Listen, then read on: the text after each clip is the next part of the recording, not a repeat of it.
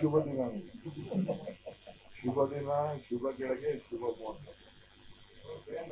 ಪಾಪ ಸರ್, ನೀವು ಅದನ್ನ ಯಾವಾಗಲೂ ಹೇಳ್ತೀರಿ ಸರ್, ಬಟ್ ನಿಮಗ ಆ ಒಂದು ಶುಭಗಳಿಗೆ ಬರಲೇ ಇಲ್ವಲ್ಲ.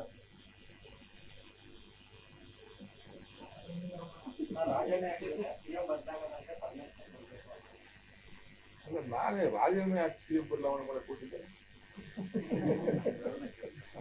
ಏನ್ ಮುಂದುವರಿಲಿ ಅಂತ ಹೇಳಿ, ಏನ್ ತಪ್ಪೇನಿಲ್ಲ.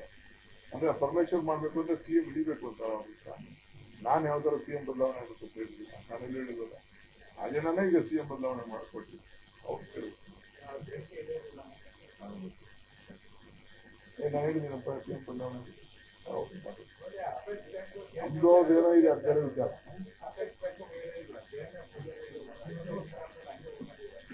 ಅವೆಲ್ಲ ಸಿಎಂ ಕೇಳಿದ್ವಿ.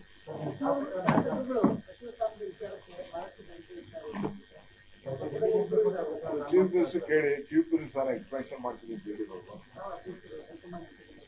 ಅವ್ರು ಚೀಫ್ ಮಿನಿಸ್ಟರ್ ಎಕ್ಸ್ಪ್ಯಾನ್ಷನ್ ಮಾಡ್ತೀನಿ ಅಂತ ಅವ್ರು ಹೇಳಿದ್ದಾರೆ. ಅವ್ರು ಕೇಳಿ ಅವ್ರ ಹತ್ರ ಮಾತಾಡ್ತಾರೆ. ಇವೊಂದು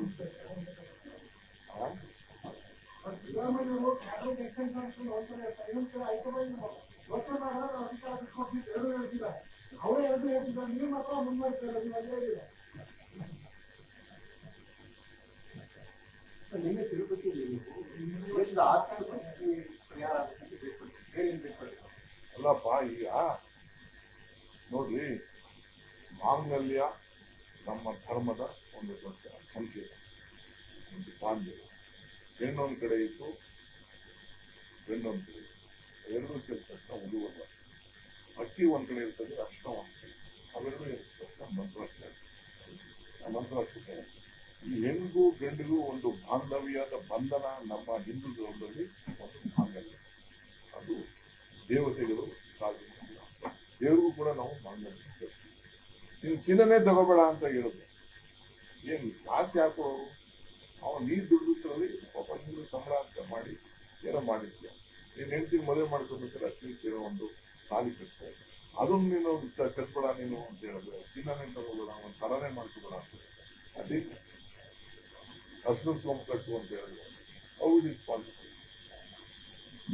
ನಮ್ಮ ಹೆಣ್ಮಕ್ಳು ಅವರು ಈ ಬೆಲೆ ಇಲ್ಲ ನಿಲ್ಸಕ್ಕಾಗಿಲ್ಲ, ಬೆಲೆ ಏರಿಕೆನ ನೀನ್ ನಿಲ್ಸಕ್ಕಾಗಿಲ್ಲ. ಈಗ ನೀವೇನು ಎಣ್ಣೆ, ಅಡಿಗೆ ಎಣ್ಣೆನೂ ಕಡಿಮೆ ಉಪಯೋಗಿಸಿ ಅಂತ ಹೇಳಿ, ಪೆಟ್ರೋಲ್ ಕಡಿಮೆ ಉಪಯೋಗಿಸಿ, ಡೀಸೆಲ್ ಕಡಿಮೆ, ಇವ್ರೇನೋ ಒಂದೇನೋ ಮಾಡ್ತಾರೆ. ಆಯ್ತಾ, ಒಂದಿನ 2 ದಿನ ಓಡಾಡ್ತಿಲ್ಲ.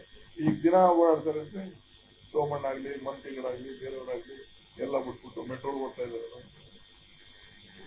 ಅವರೆಲ್ಲಾ ಲೀಡರ್ಗಳು, ಎಲ್ಲಾ ಮಂತ್ರಿಗಳು, ಎಲ್ಲ ರಾಜ್ಯದಲ್ಲಿ ಇರುವಂತ ಎಲ್ಲಾ ದಿನ ಬಿಟ್ಬಿಟ್ಟು ಒಂದಿನ ಫೋಟೋ ಶೂಟ್ ಬಿಟ್ರೆ ಬೇರೆ ಅವರೆಲ್ಲ ಓಡಾಡಪ್ಪ, ಯಾರು ಬೇಡ ಅಂತಾರೆ. ನಮ್ದೇನ್ ಅಭ್ಯಂತರ? ಪೆಟ್ರೋಲ್ ಆರು ಉಳಿಸ್ಲಿ, ಡೀಸೆಲ್ ಆರು ಉಳಿಸ್ಲಿ, ಎಲ್ಲರೂ ಅವ್ರ ಮಾತು ಕೇಳಿ. ಊಟನೇ ಮಾಡೋದು ಬೇಡ ಅವರು, ಎಣ್ಣೆ ಹಾಕೊಂಡು. ಎಣ್ಣೆಯಿಂದ ಅಡುಗೆನೆ ಅಪ್ಪ.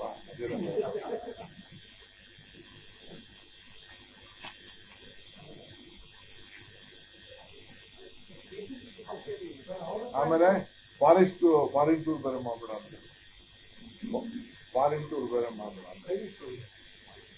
ಮಿನಿಸ್ಟರ್ ದೇಶಕ್ಕೆ ಹೋಗ್ಬೇಕಂತ ನಾನು ಪ್ರೈಮ್ ಮಿನಿಸ್ಟರ್ ಬಗ್ಗೆ ನಾನು ಕ್ವಶನ್ ಮಾಡಲ್ಲ. ಜನರಿಗೆ ಹೇಳೋದೆ, ನೀವು ಮದುವೆ ಹೊರಗಡೆ ಹೋಗಿ ಮದುವೆ ಮಾಡಬೇಡಿ ಅಂತ ಹೇಳೋದು. ಇಲ್ಲೇ ಮಾಡ್ತೀವಿ ಅಂದ್ರೆ ಫಾರಿನ್ ಎಕ್ಸ್ಚೇಂಜ್ ತಪ್ಪಿದೆ ಅಂತ, ನಾವು ಇಲ್ಲ ಖರ್ಚು ಜಾಸ್ತಿ ಆಗ್ತಿದೆ ಅಂತ. ಯಾರಾದ್ರೂ ಎಷ್ಟು ದುಡ್ಡಿದೆ ಅಂತ ಅವ್ರಿಗೆ ಗೊತ್ತಿದೆ, ನಮ್ಗೇನು ಗೊತ್ತಿಲ್ಲ.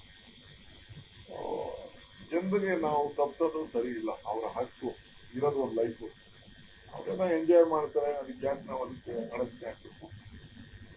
ಬೇರೆ ನಾವು ಸರ್ಕಾರದಿಂದ, ನಮ್ಮ ಸರ್ಕಾರದ ಪಾಲಿಸಿಗಳಲ್ಲಿ ನಾವು ಏನಾದ್ರು ಜನಕ್ಕೆ ಸಹಾಯ ಮಾಡಬೇಕು ಹೊರತು ಮಾಡಬೇಕು.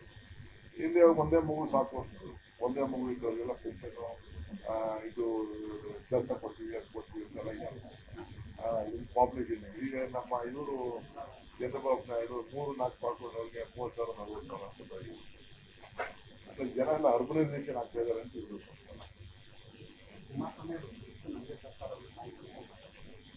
ಅವ್ರಿಗೆ ಜಸ್ಟ್ ಯಾವ ಗಲಾಟೆ ಎಲ್ಲ ಏನಿಲ್ಲ, ಗಲಾಟೆ ಪಲಾಟೆ ಎಲ್ಲ ಕಿತ್ ಬಿಸಾಕ್ತೀನಿ ಅಷ್ಟೇ.